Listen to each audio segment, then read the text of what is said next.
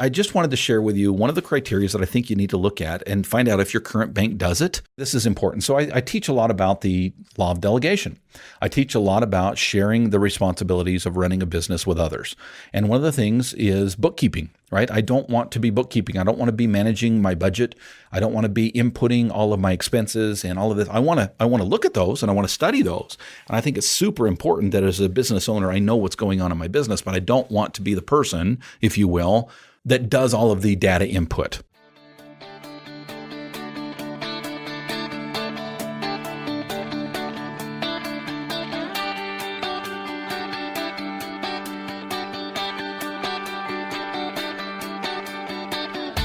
Originating from deep inside the Rocky Mountains, transported through the power of the internet, and arriving inside your tiny earbuds. It's the Appraiser Coach Podcast. Minisode. Welcome to the program, everybody. I want to share with you something that I've learned recently that I think is pretty powerful, and it may save your business. Yes, it may save you financially. Stay tuned. First, I want to remind you, of course, that we are sponsored today by ANow. ANow, of course, is the ability to be able to manage your entire appraisal office. Speaking of saving your appraisal office, right? What about being able to manage it from wherever you are? That is what ANow can do for you. You can go to anow.com/coach. One more time, it's anow.com/coach. All right, folks, today I want to talk to you about something that may sound minor, may sound little, but I think it's actually pretty important, pretty darn important. Okay, what is it? The ability to be able to share your financial information without actually allowing someone to utilize it. Okay, so let's back up for just a second. That kind of sets the stage. Let me tell you an experience that I went through recently. I have been with the same bank. It's a regional bank. I'll give you that much. Well, it's a national bank on some level, but it's mostly regional, mostly the western states. And I'll tell you, I've been with them for 40 years, literally. 35 years. From the time I was a teenager till today, I've been with the same bank. And I have multiple accounts with that bank, and they've served me fairly well over the years. I've done appraisal work for them over the years. They've got branches, throughout the area that I service. They've got mobile tools and abilities to be able to do different things. But I'll tell you, one thing that I do struggle with is that they have been declining over the last couple of years. I would say the last 2 to 3 years, I have been pretty disappointed in their service. I've been disappointed when I've gone in. The customer service has gone down the tubes.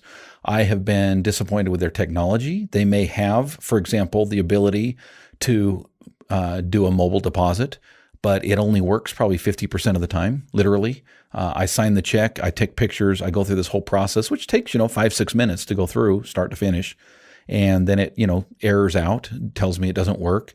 I go to my online banking and I can only pull up half of my accounts and those aren't updated. And it just, it's been a struggle. And I'll tell you, the straw that broke the camel's back recently for me was the fact that the one branch that is right around the corner from where I work, one of my offices, closed.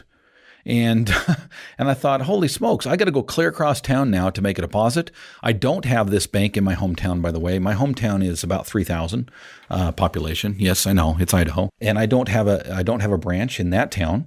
So I've got to go to the bigger town of Idaho Falls, which is 60,000 plus. I know, huge metropolitan area, right?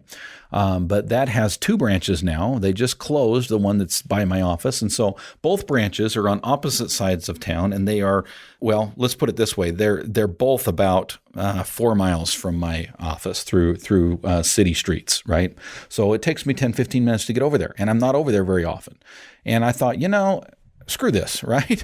And I'll tell you the other thing that happened, just anecdotally. I went into the branch right before it closed, this one that's local. And I said, I'm here to make a deposit. And she said, well, you can't make this deposit because it says mobile deposit only on the back of the check. And I said, yeah, I'm here because I tried to make it on my mobile device and it didn't work. And she goes, oh, okay, well, I guess we can fix that. And she said, but then she says, you guys are and I think she said it somewhat sarcastically, but she said, you're the reason we're shutting down this branch. And I said, oh yeah, well, what? And she said, yeah, you guys are using your fandangled new smartphones to do everything. There's no need for us anymore. She kind of said it to like she was losing her job, which I guess she was. And I thought, really, it's my job to make sure your job is secure. It's kind of the straw that broke the camel's back. It was not a positive experience when I went in there, and I thought, when I go in to deposit money at the bank, I hope that it's a positive experience. So I started looking for another bank, and I had some criteria, okay? I had some criteria. One of the criteria I want to share with you. Actually, let me share with you a couple others first, and then we'll go to a break. And then when I come back, I'll share with you some of the other criteria that I was looking for, and really something I think is very, very important when you're looking for a bank, in my opinion, especially if you use what we refer to here as the law of delegation. But before I get to that, let me just share with you some of the other criteria. Number one, I wanted to go with a big bank. And I know.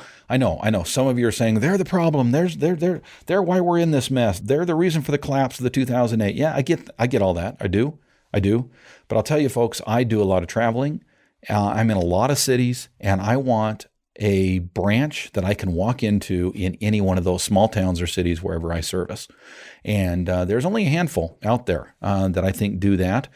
Yes, they have their problems. Yes, because they're big, there's a problem. One of the other criteria that I had, not just that they have a lot of branches, but that they have either inexpensive or free servicing. So whether it be checking or savings, I didn't want to pay $15 a month. I didn't want to pay $10 a month. I wanted to be able to have online banking and bill pay without having to pay an arm and a leg for it. Okay. So I went through all this criteria. There's probably 10 or 15 things I was looking for. And I'll tell you, I found a bank, and I'm not going to share with you the name today, but you can probably figure it out. It's one of the top 3 out there. Okay. I found a bank that met all that criteria. Again, I know people are saying, well, you're a betrayal to the appraisal community to even use that bank. They're a bunch of suckers. Well, first of all, number one, I do appraisal work for them, and they treat me fairly well. They're not an A client, but they're a B client. Second of all, it's not like I'm praising their name and thinking that they're the end-all, be-all. There's problems, I'm sure, there as well. And frankly, I've not been with them long enough yet to be able to say one way or the other. But I'll tell you, I went to several different banks, and just the fact that they greeted me with a smile and kindness and have been really easy to work with in the sign-up process means a great deal to me. They may be a big bank, but they do have a small hometown atmosphere, if you will, and that went a long way with me. I'll tell you another thing that goes a long way with me, and that is ANOW software. ANOW, of course, is the ability to manage everything, including every single appraisal assignment. I was recently at some conferences, and I came back, and I thought that I would be absolutely slammed with inspections, and I was kind of confused that I wasn't. And so I immediately, rather than reach out to my assistant and ask her what's going on, I immediately logged into ANOW, and I could see right then what was going on. Much to my happiness, we had not slowed down, but she was able to delegate more and more to other appraisers, and I was having to do less and less. That was a great relief. I'll tell you, folks, that's the kind of thing that ANOW can do for you. If you ever have any of these little fears that creep up and say, gee, I wonder if we're going to make enough this month. I wonder if we're getting paid on these orders. I wonder how long these are taking to turn over. ANOW is the ability to be able to add a touch of a button and simply looking at a screen to know the answers to all of those things without doing any extra work. ANOW.com/coach is the place you need to go. Again, it's ANOW.com/coach. And we have a new sponsor here today. It is the Commentator. It's by Boilerplate LLC. It's pre-written appraisal comments designed to stop revision requests and neutralize reviewers. We can offer you professionally written comments for every conceivable appraisal issue. You know what this is like, appraisers. We deal with these issues with reviewers and kickbacks and everything else. But I'll tell you, the Commentator will help you. By the way, as a bonus, you can select your favorite comment styles. Yes, you can choose from several strategic style modes. For example, the classic mode. Okay, the classic mode is kind of oldies but goodies from the pre-HVCC days. Let me give you an example. Quote, "The comps selected for this report are the best available. I am the appraiser. I have 35 years of experience. I know what I am doing. You don't. You are an idiot. Just take my word for it," unquote. By the way, caution, I will say that the classic mode doesn't always work for today's environment. Again, it's classic, right? There's the ironic mode. These are for appraisers who have had enough. Let me give you an example. Quote, "The comparable sales in this report don't meet your guidelines because I have purposely reserved all of the good comps to send after I received your highly valuable and appreciated revision request," unquote. By the way, another caution, this one may also not work if the reviewer doesn't appreciate sarcasm. There is the brute force mode. This is, I really can't read to you an example from this mode because they're at least 10 pages long. The idea behind the brute force mode is to bury the reviewer under so much boilerplate that he or she cannot possibly get through it. Then, if the reviewer asks you for more explanation, you simply say, "Didn't you read the report?"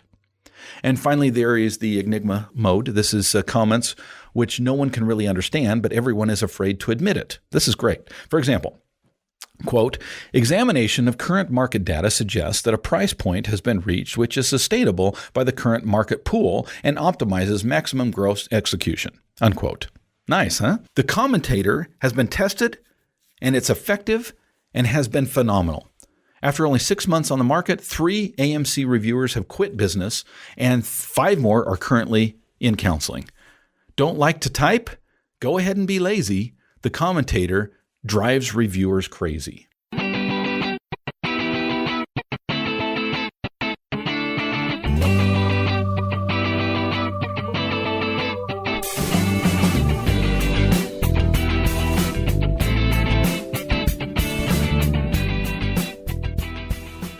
And we are back. By the way, shout out to Tom Boyce for that very sarcastic new sponsor. I shouldn't say this, but I'm going to say it anyway. I cannot tell you how often I do these new sponsors, and then I get people reaching out to me after they've aired and said, "I've searched all over the internet and I can't find this thing."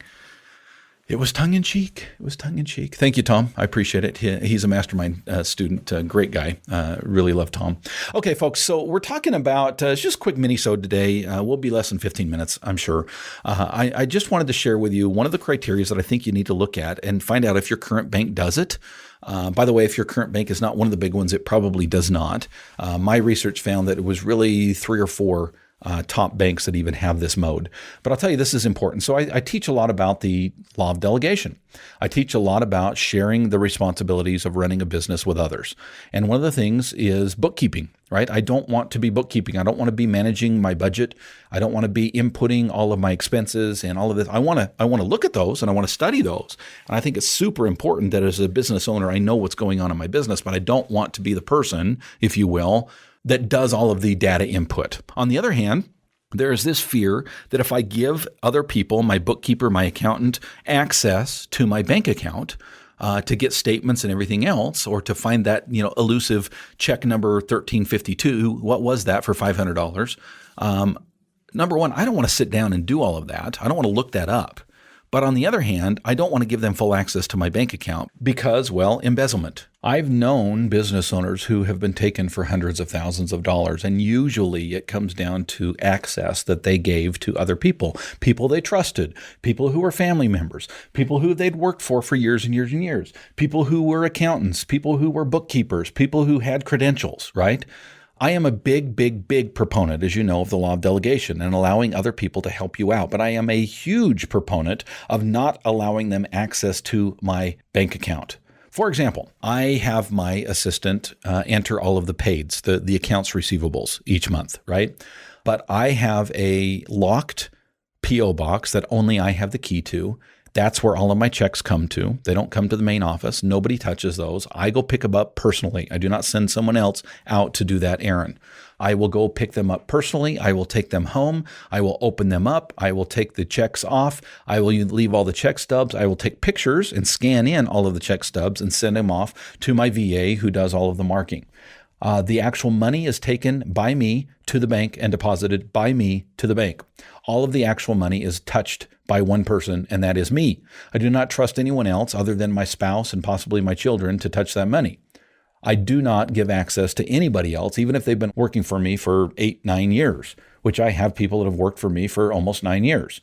I don't let them have access to that money, and for good reason, I think. Okay, think about it, folks. I think it's super important to be able to do more, but not necessarily give access to more. And one of the ways that you can do this is with an accountant's view. Okay, so ask your bank if they have an accountant's view. This is a user that you can create on your online account that allows them their own email and access, but you can control the permissions. For example, I give my bookkeeper the ability to view everything, download statements, but they cannot make transfers, They cannot make deposits. They cannot make withdrawals. They cannot do anything with the money. Think about it. I think it will be helpful. Thank you for joining me, and we'll catch you next time. You've been listening to the Appraiser Coach podcast with Dustin Harris. If you like what you hear, please give us a 5-star rating and post a short review on iTunes. For more in-depth insider information on how you can make more money as a real estate appraiser, visit theappraisercoach.com and sign up for the All-Star team today. Thanks for joining us. And now, get out there and create some value. Extortion, right? Or not extortion, but what's the word I'm looking for here? Editor, you're gonna have to edit this out.